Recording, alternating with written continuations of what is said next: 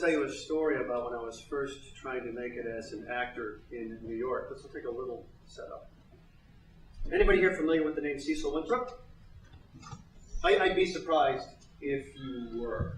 Cecil Winthrop achieved a modest amount of fame as a stage actor around the mid-20th century, and his specialty was one-man shows.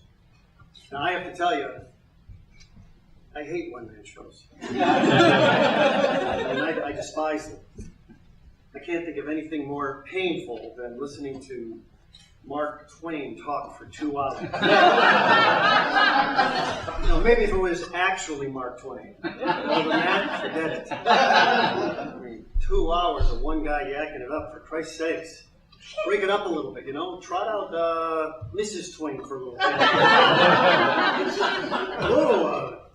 Hello, dear. Hello, Mark. I brought you a glass of lemonade. It seems you've been yammering nonstop for 90 minutes. Maybe give these kind folks a friggin' rest. God, I hate one-man shows. I can't even imagine suffering through like an entire evening of them.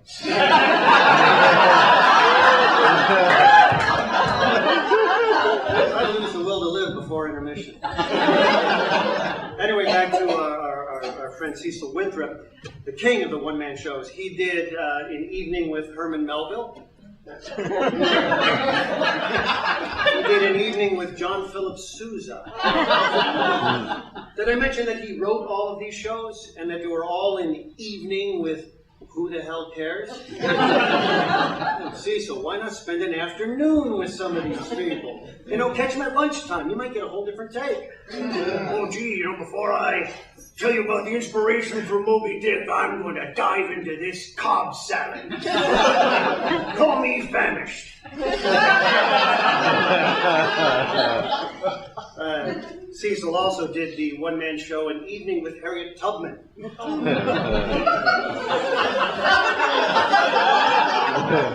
That one did get some mixed reviews, as I understand.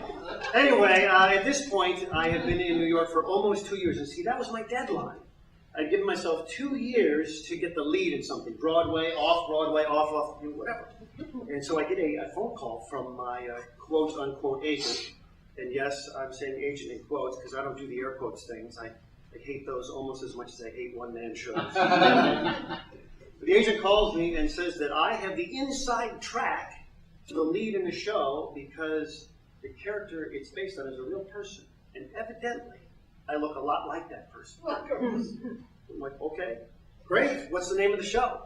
He says, your audition is tomorrow at 10 o'clock. Don't be late. I go, wait.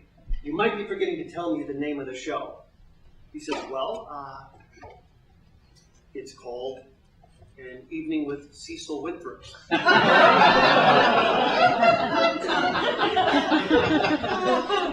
gee, let me guess how many characters are in this show. And I'm right. It's a one-man show about a guy who did nothing but one-man shows, which I hate. But I have my 2-year deadline. So I pick up the script, I look it over, and it's awful. 2 hours of Cecil reminiscing about all those evenings with all those people, you know? Everything you never wanted to know about a guy you never wanted to know. On page 7, Cecil says, oh, it was at that point that I learned I had a talent for impressions. Now that struck me as odd. No, make that asinine. Actually, for a couple of reasons. You know, one, why does this sophisticated New York actor sound like Uncle Jesse from the Dukes of Hazzard? And two, you know, there's not a person in the world that would know if you're actually doing a good Herman Melville impression. You know, I closed my eyes and I swear to you, it was like Melville talking.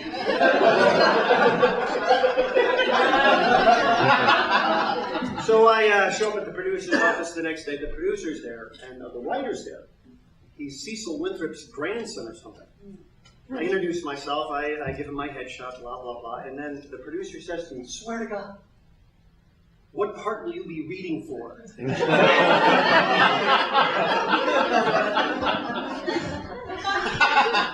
I say, Cecil Winthrop.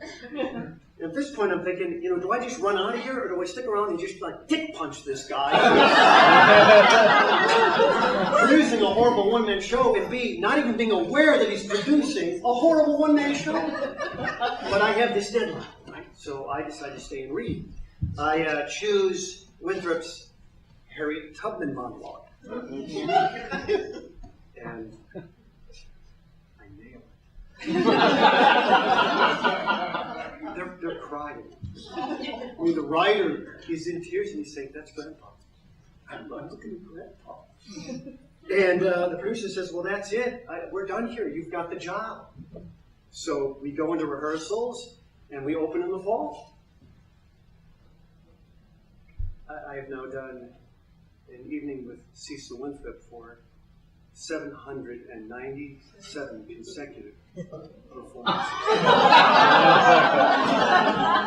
And I hate him so much.